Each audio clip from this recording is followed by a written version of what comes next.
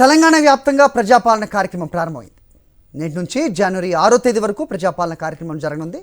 రాష్ట్రంలోని 12,799 గ్రామ పంచాయతీలు, 3,626 మున్సిపల్ వార్డులతో కలిపి మొత్తం 16,395 ప్రదేశాల్లో ప్రజాపాలన సదస్సులు కొనసాగుతాయి.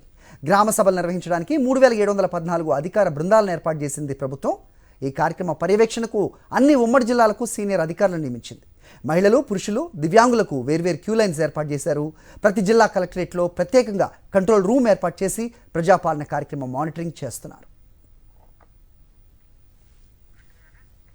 ఇక గ్రేటర్ హైదరాబాద్ పరిధిలో ప్రజాపాలన కార్యక్రమం నిర్వహణ కోసం మొత్తం 600 కౌంటర్స్ ఏర్పాటు చేశారు. జిహెచ్ఎంసీ పరిధిలోని 30 సర్కిళ్లకు 30 మంది స్పెషల్ ఆఫీసర్స్ను నియమించారు జిహెచ్ఎంసీ కమిషనర్ రోనల్డ్ రాజ్. అలాగే గ్రేటర్ పరిధిలోని 6 జోన్లకు 6 ఐఏఎస్ అధికారులను నియమించింది ప్రభుత్వం.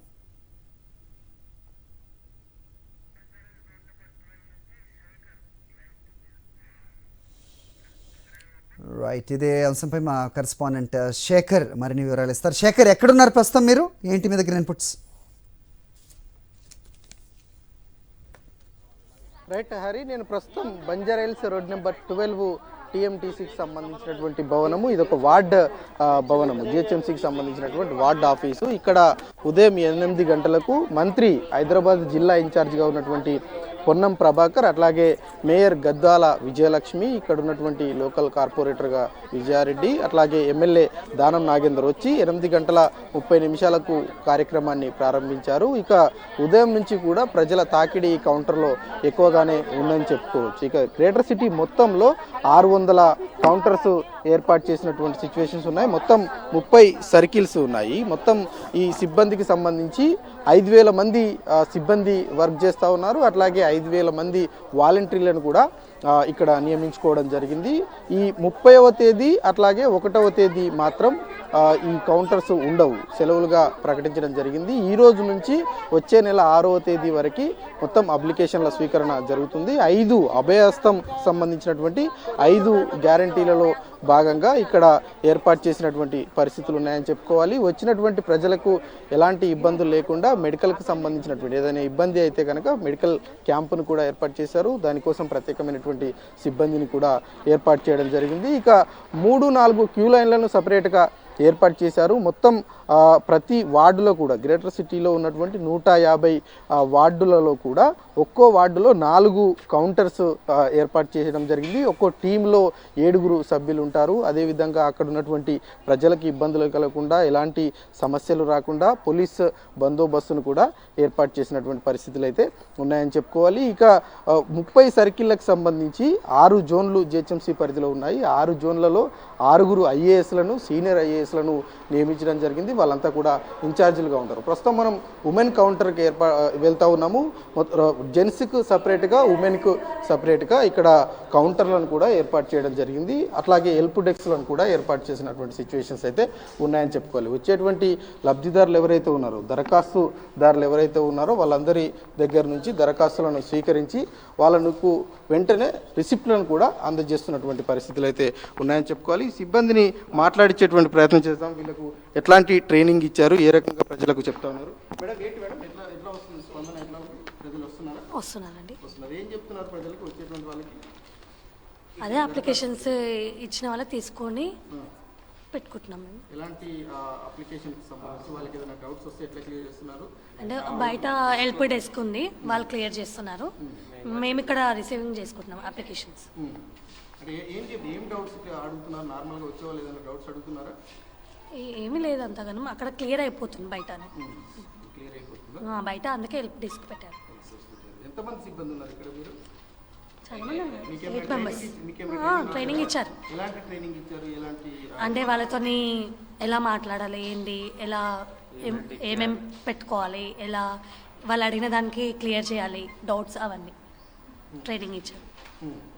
ఇప్పుడు డాక్యుమెంట్స్కి సంబంధించినటువంటి విషయంలో ఎట్లాంటి డాక్యుమెంట్స్ అడుగుతా ఉన్నారు? ఆధార్ కార్డ్, రేషన్ కార్డ్ అండి, 2. రేషన్ కార్డు లేకపోతే ఆధార్ కార్డ్ పెట్టుకోవచ్చు, తీసుకోవాలి. ఇండిపెండెంట్కి సంబంధించినటువంటి ఏదైనా కంప్లైంట్స్ ఉంటే దానికి సంబంధించి కూడా తీసుకుంటున్నారా? వాళ్ళకి ఏదైనా గవర్నమెంట్ నుంచి కావాలనుకుంటే కూడా లెటర్ రాసి ఇవ్వాలి. వాళ్ళకి గవర్నమెంట్ నుంచి ఏమేమి కావాలి పథకాలు వాళ్ళు రాసి ఇవ్వచ్చు. లెటర్ రాసి ఈ ఫామ్కి అటాచ్ చేసి ఇవ్వాలి. ఇది ప్రధానంగా వచ్చేటువంటి లబ్ధిదారులు ఎవరైతే ఉన్నారో, దరఖాస్తుదారులు ఎవరైతే ఉన్నారో వాళ్ళందరికీ సంబంధించినటువంటి డౌట్స్ అన్నింటినీ క్లియర్ చేయడానికి హెల్ప్ డెస్క్ బయట ఉంది. ఇది ప్రజెంట్ లోపల ఉన్నటువంటి కౌంటర్, ఉమెన్కు సంబంధించినటువంటి కౌంటర్. ప్రతి దగ్గర కూడా 4 క్యూ లైన్లు ఉంటాయి. 4 క్యూ లైన్లలో ఉమెన్కు 2, అట్లాగే మెన్కు 2, దివ్యాంగులకు సంబంధించినటువంటిది ప్రత్యేకంగా క్యూ లైన్లు ఏర్పాటు చేసినటువంటి పరిస్థితులు ఉన్నాయని చెప్పుకోవాలి. గ్రేటర్ సిటీ మొత్తంలో 150 వార్డులకు సంబంధించి 30 సర్కిల్గా డివైడ్ చేయడం జరిగింది. అదేవిధంగా ఐఏఎస్ అధికారుల యొక్క నియామకం కూడా ప్రత్యేకంగా ఏర్పాటు చేసినటువంటి పరిస్థితులు ఉన్నాయని చెప్పుకోవాలి. అదేవిధంగా హరి శేఖర్, అయితే ఈ అభయహస్తం అంటూ అన్ని పథకాలకు సంబంధించి ఒకే అప్లికేషన్ రూపొందించిన నేపథ్యంలో వాళ్ళు ఇచ్చిన అప్లికేషన్స్ మాత్రమే ఫిలప్ చేసి వాళ్ళకి తిరిగి ఇవ్వాలా, లేదంటే నెట్లో కూడా డౌన్లోడ్ చేసుకుని వివరాలతో ఇచ్చినా తీసుకుంటున్నారా? కొన్ని సందర్భాల్లో వినిపిస్తోంది వాళ్ళు తీసుకోవట్లేదు, అంగీకరించట్లేదు అని. వాస్తవం ఏంటి? అంటే ప్రధానంగా 1-2 రోజుల ముందు నుంచే ఈ అప్లికేషన్లకు సంబంధించినటువంటి పంపిణీ కార్యక్రమం జరిగిన తర్వాత ఎవరైతే వార్డులకు సంబంధించినటువంటి ప్రజలు ఉంటారో ఆ ప్రజలందరికీ కూడా ఈ అప్లికేషన్ల పంపిణీ చేశారు. అయితే ఎక్కడైతే కొంత అప్లికేషన్లకు సంబంధించినటువంటి కొరత ఉందో అక్కడ ఉన్నటువంటి ఆన్లైన్లో ఉన్నటువంటి దరఖాస్తు ఏదైతే ఉందో ఆ దరఖాస్తును జిరాక్స్ ద్వారా కానీ లేదంటే కలర్ జిరాక్స్ ద్వారా కానీ తీసుకొని దాన్ని ఫిలప్ చేసి ఇచ్చినట్లయితే అక్కడ తీసుకోవడం జరుగుతుంది. రేషన్ కార్డులు లేనటువంటి వాళ్ళకు సంబంధించినటువంటి దరఖాస్తులు సపరేట్గా పెడతా ఉన్నారు. అట్లాగే రేషన్ కార్డు, ఆధార్ కార్డు ఉన్నటువంటి దరఖాస్తులు ఏవైతే ఉన్నాయో వాటిని సపరేట్గా పెడుతున్నటువంటి పరిస్థితులు అయితే ఉన్నాయని చెప్పుకోవాలి. కొన్ని చోట్ల అక్కడ ఉన్నటువంటి లోకల్ సిబ్బంది ఎవరైతే ఉంటారో లోకల్ సిబ్బందికి కొంత అవగాహన లేకపోవడంతో ఏదైనా ఇబ్బంది అయితే కనుక వెంటనే ఉన్నతాధికారులు స్పందించి అక్కడ ఉన్నటువంటి సమస్యనంతా కూడా రెక్టిఫై చేస్తూ ఉన్నారు. ప్రస్తుతానికి 5 పథకాలకు సంబంధించినటువంటి విషయం మీద దరఖాస్తులన్నింటినీ కూడా స్వీకరిస్తూ ఉన్నారు. దాంతోపాటు ఏవైనా మిగతాకు సంబంధించి ముఖ్యంగా రేషన్ కార్డుకు సంబంధించినటువంటి సమస్య లేవనెత్తా ఉన్నారు కాబట్టి అట్లాంటి వాటి కోసం గ్రీవియన్స్ సెల్ను ప్రత్యేకంగా కౌంటర్ పెట్టారు. వాటి దగ్గర మిగతాకు సంబంధించినటువంటి దరఖాస్తులను కూడా స్వీకరిస్తున్నటువంటి పరిస్థితులు అయితే కనిపిస్తూ ఉన్నాయి. Hari okay, alright.